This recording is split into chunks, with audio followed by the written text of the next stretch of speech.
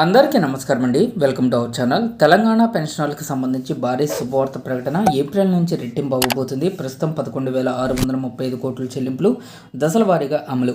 So ఈ వీడియోలో వీటి గురించి పూర్తి వివరాలు అయితే తెలుసుకుందామండి. సో ముందుగా ఈ ఇన్ఫర్మేషన్ కనుక యూజ్ అయినట్లుంటే ఖచ్చితంగా మీ ఫ్రెండ్స్ అండ్ ఫ్యామిలీ మెంబర్స్తో షేర్ అయితే చేసుకోండి. ఖచ్చితంగా వీడియోకి ఒక లైక్ చేసి మీ యొక్క సపోర్ట్ అయితే తెలియజేయండి. తెలంగాణ రాష్ట్రంలో పెన్షనర్లకు సూపర్ గుడ్ న్యూస్. ఏప్రిల్ నుంచి రెట్టింపు. తెలంగాణ ప్రభుత్వం మరో కీలక నిర్ణయం దిశగా అడుగులు అయితే వేస్తుంది. ఎన్నికల హామీలు అమల్లో భాగంగా ఇప్పటి వరకు చాలా వరకు హామీలు అమలు చేయడం లేదని విపక్షాలు విమర్శలు అయితే చేస్తున్నాయి.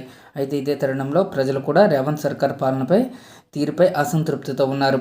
దాని ప్రభావం పంచాయతీ ఎన్నికల్లో కనిపిస్తుంది. మెజారిటీ గ్రామాల్లో అధికార పార్టీ మద్దతుదారులు విజయం సాధిస్తున్నా ఆశించిన ఫలితాలు అయితే రావడం లేదు.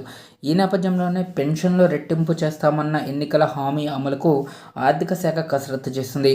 రాష్ట్రంలో 44 లక్షల మంది పెన్షనర్లకు ఏప్రిల్ 2026 నుంచి 4,000 రూపాయల చొప్పున పెన్షన్ ఇవ్వాలనే ఆలోచనలో ప్రభుత్వం ఉంది. ఈ మేరకు ఆర్థిక శాఖ నిధుల సమీకరణ మార్గాలను పరిశీలిస్తుంది. ప్రస్తుతం 2,016 రూపాయల నుంచి రెట్టింపు చేస్తే 22,000 కోట్లు అవసరమని అంచనా వేస్తున్నారు.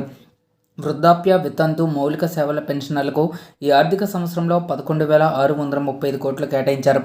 సో పెంపు అమలైతే కనుక ఖర్చు రెట్టింపు అయితే అవుతుందండి. రాష్ట్ర బడ్జెట్లో 12% పెన్షనర్లకు వెళ్తుంది. సో ఈ భారాన్ని తగ్గించేందుకు కేంద్ర నిధులు పెట్టుబడుల వసూళ్లపై ఆధారపడుతున్నారు. దశల వారీగా అమలు. ఒకేసారి 4,000 పెంపు సాధ్యం కాకపోతే దశల వారీగా అమలు చేయనున్నారు.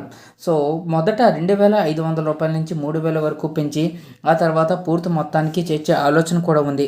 ఇది పెన్షనర్లకు ఉపశమనం కూడా కల్పిస్తుంది. కాంగ్రెస్ హామీని నెరవేర్చడంలో ఈ నిర్ణయం చాలా కీలకం.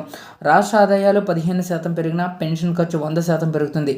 జీఎస్టీ సేకరణ, ఆస్తి పన్నులు, కార్పొరేట్ ట్యాక్సుల ద్వారా నిధులు సమీకరిస్తున్నారు. కేంద్రం నుంచి అదనపు గ్రాంట్లు కోరుకుంటున్నారు. ఈ ప్రయత్నాలు విజయవంతమైతే ఇతర సంక్షేమాల పెంపుకు మార్గం సుగమమవుతుంది. ప్రస్తుతం 2,016 రూపాయల పెన్షను ఆహార వైద్య ఖర్చులకు సరిపడం లేదు. 4,000కి పెంచితే ఆరోగ్య వ్యయంతో పాటుగా ఇతర సదుపాయాలు మెరుగవుతాయి. వృద్ధులు, వితంతు మహిళలకు ఈ పెంపు ఆర్థికంగా భద్రతను కల్పిస్తుందని చెప్పేసి పెన్షనర్లు భావిస్తున్నారు.